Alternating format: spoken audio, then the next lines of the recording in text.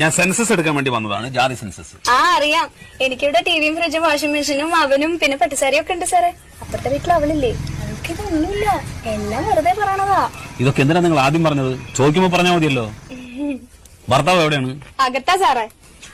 ഭർത്താവ് അകത്തിരിക്കുകയാണോ? പുറത്തേക്ക് വിളിക്ക്. അയ്യോ അകത്തല്ല, ജയിലില്ല.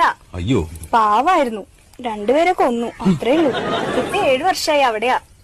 അതെയോ? ഈ വീട്ടില് നിങ്ങൾ ഒറ്റയ്ക്കാ താമസം? ഏയ്, എന്റെ മോനുണ്ട്, അവനിപ്പോ 4 വയസ്സായി. ഭർത്താവ് 7 വർഷമായിട്ട് ജയിലിലാ പറഞ്ഞു, കുട്ടിക്ക് 4 വയസ്സ്. അതെങ്ങനെ സംഭവിച്ചു? അതാളെ ഇടയ്ക്കിടയ്ക്ക് കരോളിന് വരുവേ. കരോളോ? ഈ ജയിലിൽ നിന്ന് ഇടയ്ക്കിടയ്ക്ക് വിടില്ലേ പുറത്തേക്ക്, കരോള്.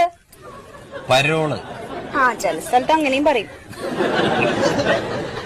ശരി, പേര്? വത്സല.